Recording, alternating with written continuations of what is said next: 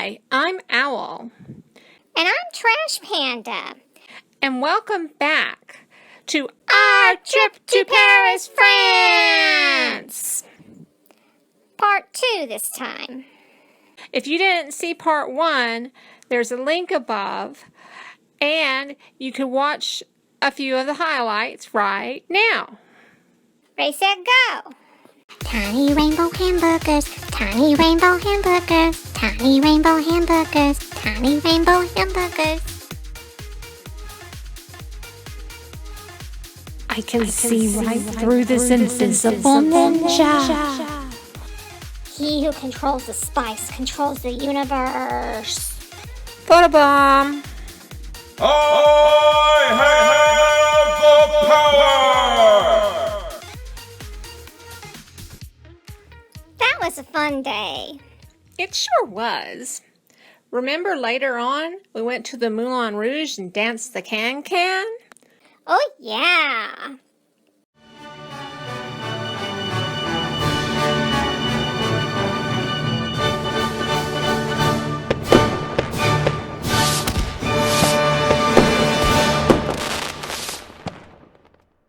In part 1, we talked about the Tuileries Garden, the Eiffel Tower, and Montmartre, which we can't say right. Montmartre. Something like that. This time, we're going to start out with... What? What are we going to start out with? There's so many exciting things. We're going to start out with Versailles. That's your fancy voice.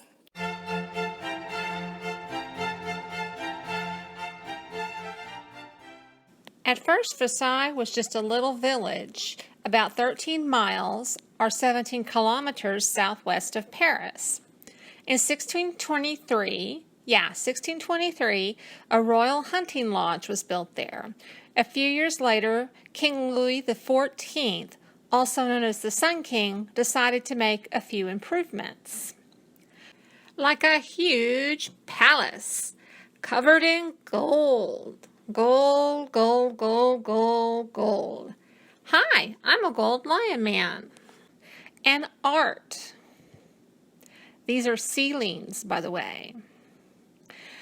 It had a grand hall of mirrors and a big old backyard. Yeah, it's fancy. Hey, how do you like my new shoes? Nice. The Sun King wore red heels, partly because he was 5 feet 4 inches tall and he wanted to appear taller. He also achieved that with wigs. Whoa! He had over 1,000 of them. How many are you wearing now? This is just one. Wow. Louis XIV was very image conscious. He made Versailles and himself the center of French nobility and government, and let the world know that both he and France were powerful, wealthy, and magnificent. Take, for example, the Hall of Mirrors. Today, mirrors are everywhere. You can buy one at the dollar store. Hey there. Welcome to the dollar store. Thanks. I'm looking for a mirror. How about this one right here? That looks good. How much is it? Everything's $1. I've got $1. Just a second. Here it is. Kind of dirty. Sorry. Oh my God. Who's that? What's that? That's just a shop cat minion. He's harmless. I'm out of here. He's too big. It's chaos in the dollar store. Chaos. Does he know I'm here? Ah! Minnie scared him. You gotta stop doing that to paying customers.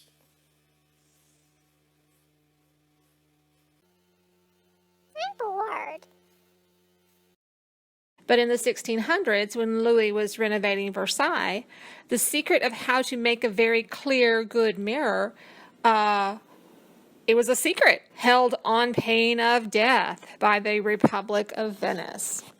Because Louis wanted everything in his grand hall of mirrors to be made in France, His designer persuaded, maybe kidnapped, I'm not sure, a few Venetian mirror makers to defect to France. Venice ordered the assassination of these artisans, and it is unknown whether those orders were carried out or not, but the Hall of Mirrors still did get made. The Hall of Mirrors' 17 arched mirrors, actually made up of 357 individual mirrors, is matched by 17 arched windows that look out over the enormous gardens of Versailles. I like the frog fountain. It's actually called the Latona Fountain, and it depicts Latona, the mother of the gods Artemis and Apollo. And Apollo is a sun god, get it? It depicts Latona turning peasants from Lycia into frogs because they wouldn't let her drink from a pond. Fountain photo bomb. Yeah, fountain photo bomb. The Grand Canal is 1,670 meters long. That's just over a mile. Today you can take a boat ride on it. Back in Sun King times, a fleet of little ships sailed on it in the summertime, and there was ice skating and sledding in the winter. We rented a golf cart to tool around the gardens. Best decision ever.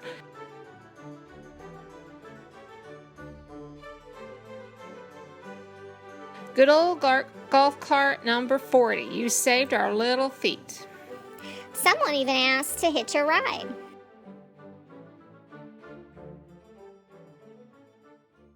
Remember Louis XVI and Marie Antoinette? They were the last king and queen to live in Versailles before the French Revolution. High prices and food shortages, particularly for bread, were causes of the revolution. Although there's no proof Marie Antoinette ever said, "Let them eat cake," the fancy lifestyle of the nobility angered the French, who were starving, and the queen became a hated symbol of aristocratic excess. To escape the stress of court life, she and her close friends retreated to a private pretend village in the garden of Versailles. It was called the Hameau de la Reine, or the Hamlet of the Queen. This village was filled with quaint cottages and structures like a working dairy and barn, a non-working mill, and a lighthouse on a pond. It was rumored that the queen liked to dress up like a shepherdess or a milkmaid there, pretending to live what she thought was a simpler life. Whether or not this is true, the Hameau hurt her image with the French people. She lived in enough luxury to build a fairy tale village, while real peasants starved and rioted for lack of food. Despite this, the village is charming, just as Versailles and its gardens are magnificent. We really enjoyed our time there. After which, we went back to Paris to a tiny restaurant and ate crepes and drank cider for dinner. Which brings us to French food. Yay! Food. We had café au lait, that's coffee with milk, at a little cafe near the Père Lachaise Cemetery, which is this huge cemetery in Paris, and I like the mausoleum with an owl. What? Yeah, look, it's an owl. We also had French onion soup at another little sidewalk cafe after visiting the Eiffel Tower. And did you know there are 2 restaurants inside the Eiffel Tower, and we ate at one, and the meal was wonderful. It had several courses. It had a cheese course, and this was our view. So that's pretty nice, huh? We also took a boat tour on the Seine. That's the river that runs through Paris. It was a dinner boat tour. We saw lots of bridges, ate dinner, saw the Eiffel Tower at night. And what? Are we in New York City? I thought we were in Paris, France. We are in Paris, France. So, the French gave the United States their big Statue of Liberty in 1886. And guess who did the metalwork inside? Some little guy called Gustave Eiffel. I think we remember him from part 1. So 3 years later, in 1889, the anniversary, 100-year anniversary of the French Revolution, the Americans gave the French a little baby Statue of Liberty, and that's what that is. Right down the street from our hotel was this wonderful chocolate shop. Wait, let's put a dreamy filter on this because eating all that chocolate was a dream. Yeah, it was good. Okay, how's that? That's nice. Okay. The shop lady was so helpful and gave us sample after sample. Yum! Some were traditional flavors, but some were more experimental, like curry, sesame, mango, or whiskey.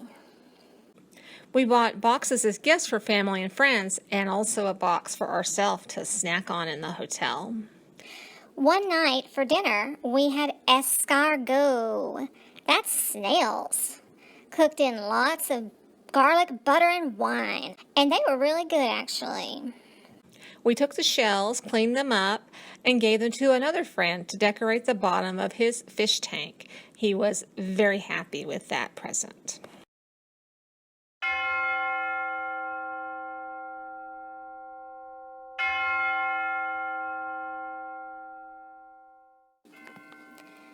Notre Dame is a Gothic-style medieval Catholic cathedral in Paris. It sits on the Île de la Cité, or City Island, in the Seine River. Notre Dame means Our Lady, the lady being Mary, the mother of Jesus Christ.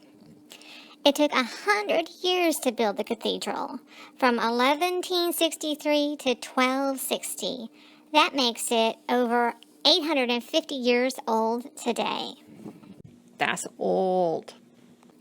The exterior is carved with hundreds of figures illustrating stories from the Bible and depicting saints. Remember this guy from part 1? It's Saint Denis, who was beheaded and picked up his own head and walked down a hill before dying, like a boss. Gargoyles protect the cathedral as monsters that drive away evil spirits, but also as waterspouts that redirect rainwater that would damage the walls over time. In fact, the word gargoyle originates from the French word gargoule. Let's translate that. Let's listen to that online.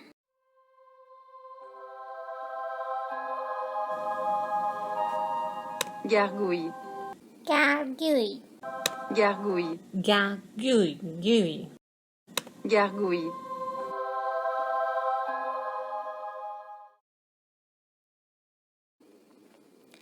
The most famous gargoyles of Notre Dame are purely decorative and not really gargoyles at all. They are technically called chimera, another name for monster. If you climb all 387 steps of one of the bell towers, you get a much better view of them. Or you can just fly up there if you're an owl, who can fly. I hitched a ride in someone's backpack. Speaking of bell towers, the cathedral is also famous for its bells. The largest one is named Emmanuel. They all have names. And it weighs 13 tons. 13 tons is 26,000 pounds. In other words, if you have a white Mitsubishi Mirage hatchback named Sprocket, it would take about 12 to 13 sprockets to equal one Emmanuel bell in weight. Inside the cathedral, you can see beautiful stained glass. The most impressive windows are the 3 rose windows on the west, north, and south walls. Don't they look like pretty rainbow roses? Pretty rainbow roses, pretty rainbow roses. The only window with original glass still in it is the north window, which was built in the 13th century. AKA the 1200s. So that's really old glass. Parts of the cathedral were desecrated during the French Revolution. By the early 1800s, it was a bit of a wreck, and some people wanted to tear it down. French writer Victor Hugo changed that by writing his novel The Hunchback of Notre Dame, I think in 1831 or something like that. This story of the hunchback who rang the cathedral bells and fell in love with Esmeralda, a kind and beautiful gypsy, revived interest in the cathedral, and soon renovations began. We visited Notre Dame on Thursday, April 26, 2018. It is difficult to describe our feelings upon entering it. Notre Dame was the oldest building we had ever entered in our lives. There we were, an owl and a trash panda, who had seen skyscrapers in awe of a cathedral. Can you imagine how medieval people would have felt upon entering its doors? Almost a year after we visited Notre Dame, a tragedy occurred. On April 15, 2019, at around 6:18 p.m. Paris time, the cathedral caught fire. Parisians and the world watched in horror as history, almost 1,000 years of history, went up in flames against the darkening sky. Over 500 firefighters fought the blaze, but were unable to stop the spire from falling and the roof from collapsing. One firefighter was seriously injured, but gladly no one died. And in the morning, the stone building was saved. The great walls, the bell towers, the bells, the rose windows, the altar, and the pipe organ with its 8,000 pipes remained intact despite some damage. Many of the treasures inside, like religious relics and artwork, have been carried out to safety during the blaze. Within 24 hours of the French president's call for donations to rebuild the cathedral, over $1 billion was raised. Many of the big givers were owners of French luxury brands like Gucci, Yves Saint Laurent, and Louis Vuitton, and L'Oreal. I think I got those all pronounced right. Anyway, we think this is great and can't wait for the iconic cathedral to be rebuilt.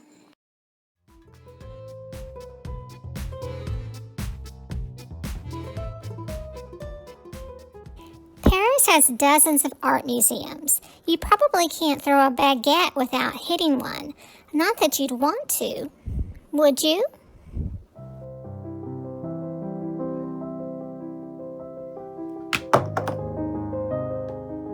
There are museums dedicated to certain time periods, like medieval or modern times. There are museums celebrating single artists, like Pablo Picasso, Auguste Rodin, and Salvador Dali. Wait, let's take a closer look at Salvador Dali. This surrealist painter had a crazy mustache and a pet ocelot named Babu. I want a pet ocelot. Hey, meet my pet ocelot, Bun Boo. Hello, Bun Boo.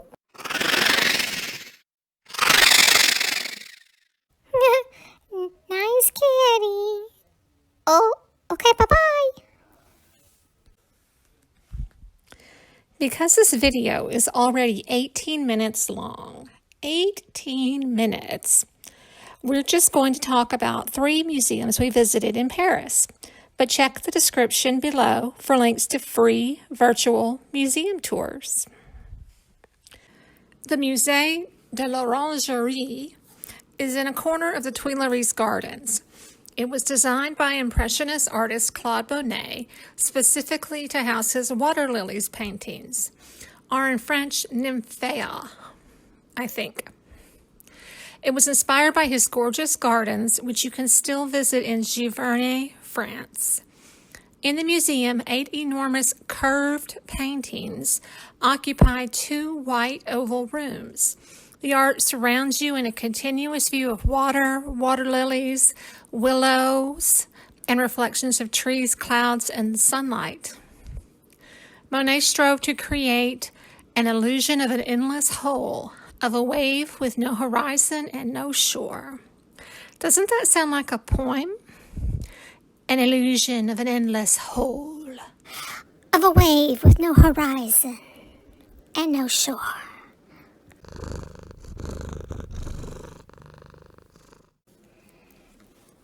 The Musée d'Orsay is on the south side, or the left bank, of the Seine River. It was formerly a train station that was built for the Universal Exposition, or World's Fair, in Paris in 1900. It became a museum in 1986, and its artwork is generally from the second half of the 19th century. We had the most fun wandering around and imagining what the people in the paintings were thinking or saying. I don't know why he has his hand on my head. I mean, at first I didn't say anything, and now it's like half an hour later, and it would be weird to say something right. I don't know what's going on. Is he asleep? I just want to be left in peace to organize my bullet journal. Did you hear that? No, what? I think Stephanie just farted. No. Don't look at her. My human is best, purr, purr, purr. My human's better than all the rest, purr, purr, purr, purr. Virgil, how dare you eat the last hot pocket?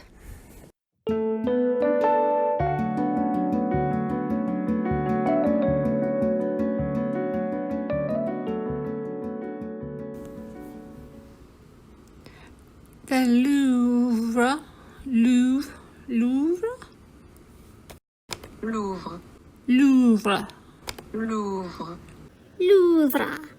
The Louvre is the world's largest museum. In the year 1190, it was a fortress. Later, it became a palace, then a public museum in 1793. The Louvre is so huge, and our little feet were so tired that honestly, we didn't see much of it. We saw some statues from ancient Greece and Rome. This guy, this angel, this guy who looks like young Voldemort, and what the heck is that? A dog, ferret, squirrel, rat? Monkey? Yeah, we saw that too. Probably the most famous art object in the Louvre is the Mona Lisa, painted by the original Renaissance man, Leonardo da Vinci. This portrait has captured the world's imagination, making us all wonder, what's she smiling about? What is she thinking? The funny thing is, the Mona Lisa is smaller than you think, smaller than a movie poster. And she's in a room with huge paintings that get completely ignored, poor things. She's also behind glass and a barrier to make people keep their distance for her safety. And because my nephew Dee requested it, here's the Mona Lisa in alligator form. No teeth showing, just like the original. And for my nephew Z, turtle winged victory.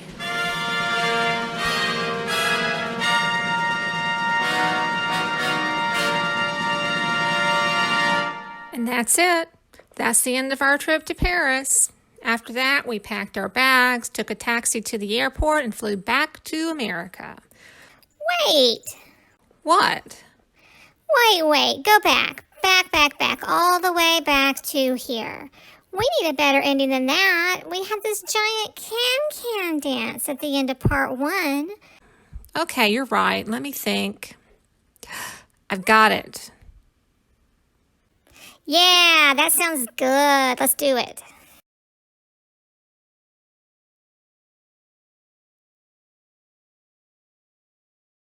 You've got this, Travis. Make them wait for it. Boom.